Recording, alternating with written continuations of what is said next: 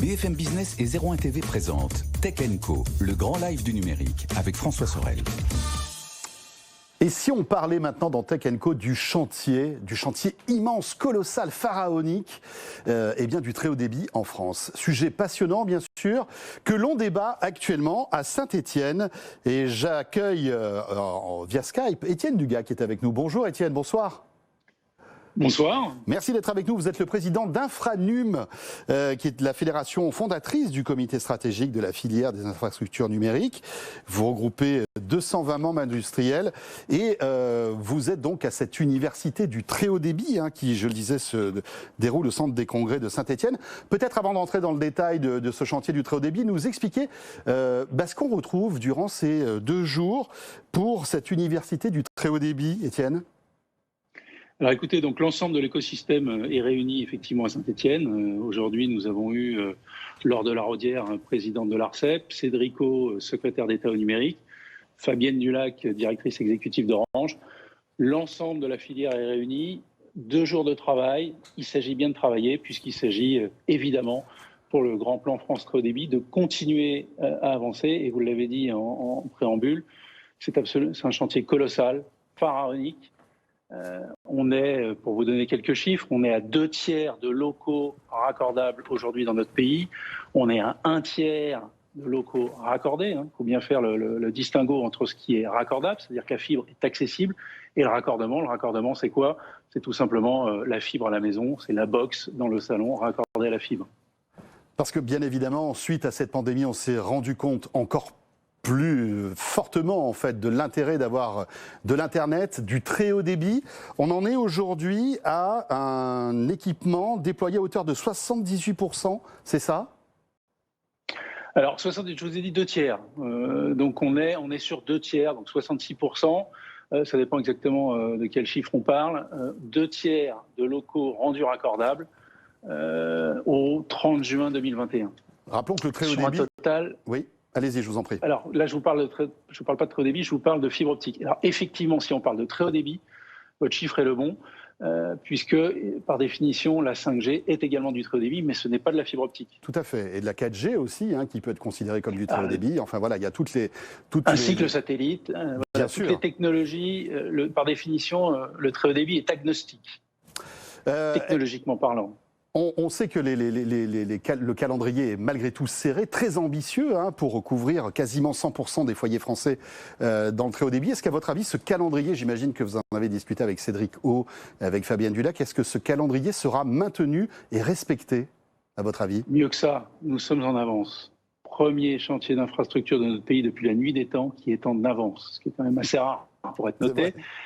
On a le droit de faire cocorico pour une fois que nous sommes en avance. Pour être très clair avec vous, il y avait 2 grands objectifs dans le plan France très haut débit. Il y avait un objectif de très haut débit pour tous fin 2022, il sera tenu. Et il y avait un deuxième objectif qui était 80% de locaux raccordables fin 2022. Les 2 objectifs seront tenus. On sera à plus de 85% de locaux raccordables à la fibre optique dans notre pays à la fin de l'année prochaine. Donc chantier en avance.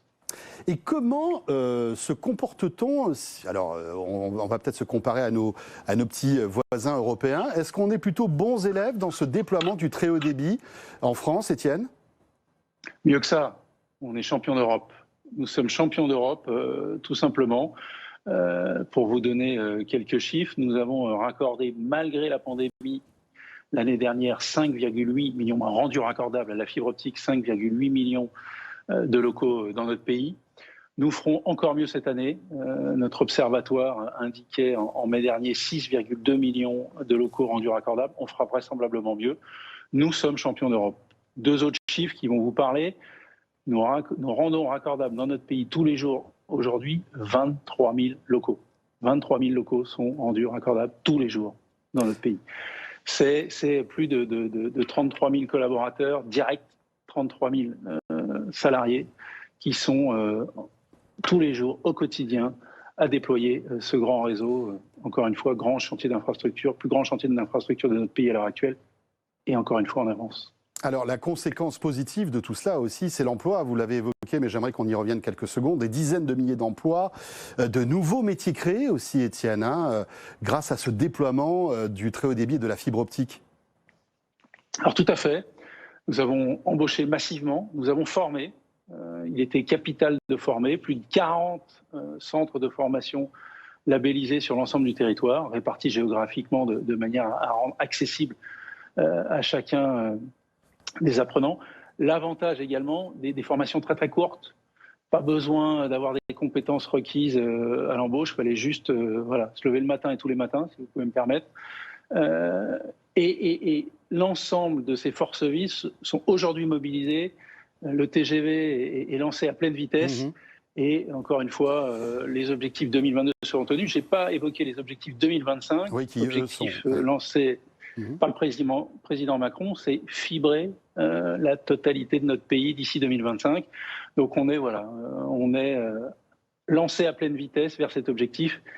Et la filière est au rendez-vous. Et nous tiendrons les deux objectifs 2022 et 2025. Voilà, des objectifs très ambitieux. Dernière question, Étienne, juste encore un mot sur l'emploi, parce que là, évidemment, vous avez besoin de main-d'œuvre et de talent pour développer ce réseau. Mais quand il sera développé, ce réseau, est-ce qu'on va se retrouver avec une demande qui sera en baisse forcément, voire même des personnes qui pourraient changer de métier parce qu'il n'y aura plus de besoin d'eux ? Alors tout à fait. Donc il y a un sujet de reconversion. C'est l'objet. Alors on est en train de passer un contrat avec l'État qui va être signé avec la ministre du Travail dans les jours qui viennent. Je vous passe l'ignoble acronyme EDEC, afin justement d'assurer les reconversions, sachant que le chantier n'est pas terminé. Vous l'avez bien compris, 2025 et 2025, c'est prise raccordable. Derrière, nous devons raccorder. Donc il y a du boulot jusqu'à 2030. Nous avons le déploiement de la 5G qui va nous occuper largement. Nous avons la vie du réseau. C'est quoi la vie du réseau ? C'est tout simplement la maintenance du réseau, c'est la sécurisation du réseau, puisque là, par définition, on va au plus vite. Vous vous retrouvez avec beaucoup de réseaux en aérien. Ce réseau aérien, en partie, il faudra évidemment l'enfouir à terme, comme on peut le faire pour le réseau électrique, pour des raisons météorologiques évidentes. Aujourd'hui, l'objectif, c'est d'aller le plus rapidement possible. Merci. Et, last but not least, international. On a des vraies perspectives internationales. Vous me posiez la question tout à l'heure. Typiquement, l'Allemagne n'est qu'à 10% de locaux rendus raccordables, quand nous sommes à 66%. Donc, cette excellence française est exportable. Très bien. Et donc, la reconversion est le maître mot pour tous ceux qui travaillent dans cette filière. Merci beaucoup, Étienne. Rappelons que vous êtes le président d'Infranum, Étienne Dugas. Et puis, je rappelle que cette université du très haut débit est un événement aussi.